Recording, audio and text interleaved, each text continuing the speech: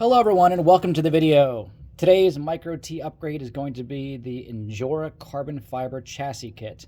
This is pretty neat because most carbon fiber parts you're going to get for RC cars are just flat pieces of carbon fiber that are going to be milled out in whatever shape it needs to be for a shock tower or maybe like a radio plate on a nitro car or whatever it might be.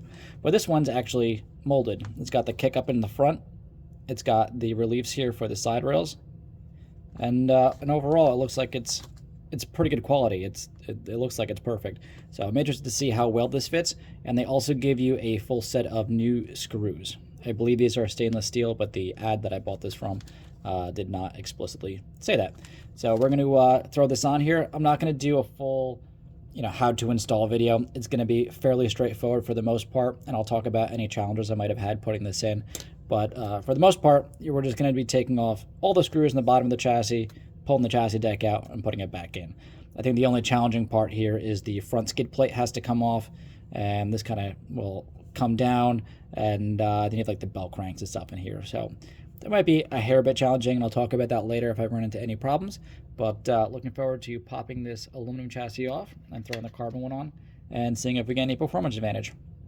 So step one before I start is I'm going to grab the scale, and I want to weigh this and see what the weight differential is before and afterwards.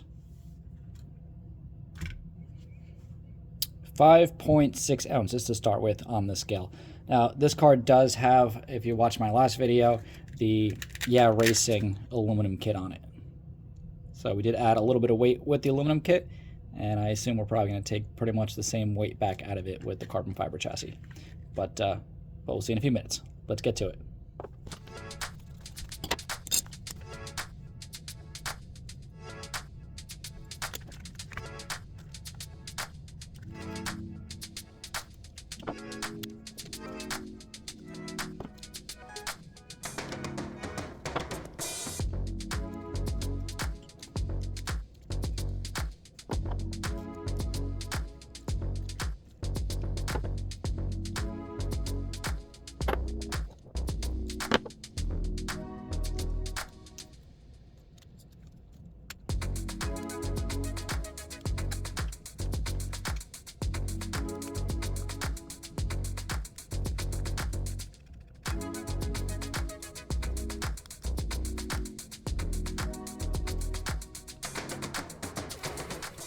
All right, at the halfway point. So I have all my screws and things kind of laid out and know exactly where everything goes. These are the rear ones, these are the ones for the servo, etc. I'm sure if you were to take apart each individual piece, it would take a lot more steps. It would probably be a little bit easier than trying to hold this as one big unit and taking the chassis off like I am. But basically, as we are right now, as I'm going to stick this back on, pretty much in the opposite order that I took this one off. So I'm going to start with the back, go to the servo, go that direction. The only thing I forgot when doing the Racing aluminum kit is that there are two screws down over here that hold the front hinge pin block in place, which you have to access from the top side. So everything is in the way. So I had to remove the where the tie rods pop on in the front. I don't know if it's called a bulkhead or not, or I'm not sure what the official term is, but where the camber tie rods go to, that's got to come off the front. You have to remove the upper two bolts from the upper brace. You have to get under there and get to underneath where the bell cranks sit, right about here, and get these two bolts out.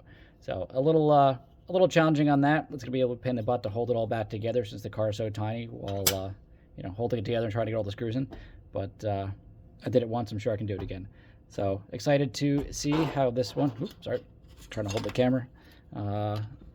See how this one fits. It looks like the quality is pretty good. It looks like it's exactly perfect. So that's pretty promising. So let's get this on there.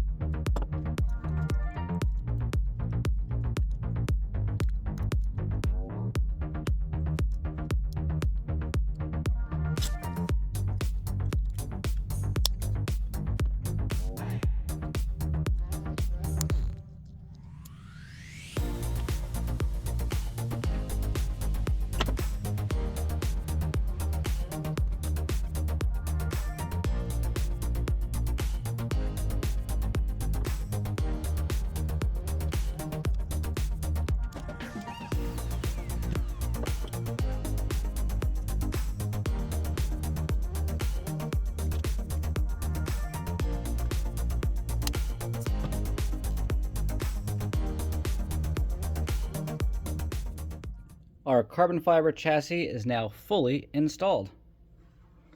I am actually very, very impressed with the quality of this. It fit absolutely perfectly. There wasn't a single bolt hole or any of these little like dowel holes in the chassis for the pins for the servo or the battery tray. Everything lined up exact. Let's see if I get closer to the table, make it less blurry. So it was very good. The bell cranks, like I talked about, were a pain in the butt. There's the 2 bolts on the bottom here that will screw into your hinge pin block here. Those had to be accessed from the top side.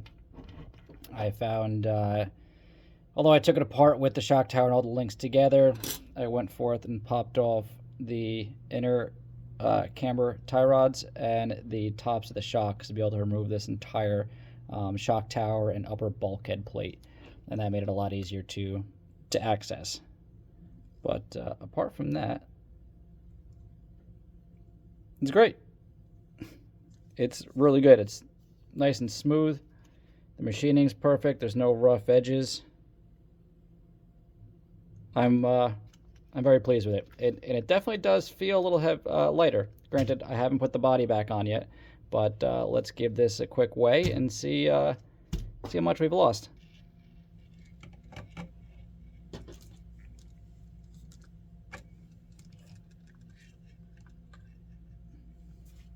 5.4, so about 0.2, maybe 0.3 ounces roughly.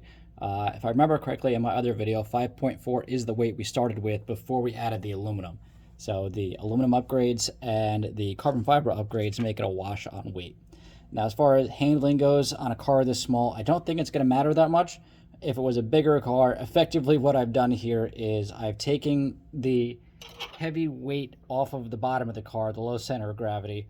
I've made that lightweight, and I've added a bunch of aluminum with shock towers and stuff. So I've effectively made a higher center of gravity micro T. Does it look cool as heck?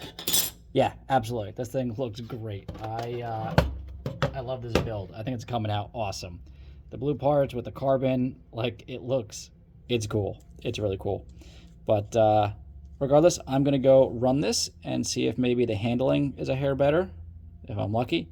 And I'll report back to you, and then try to figure out what the next upgrades will be on this.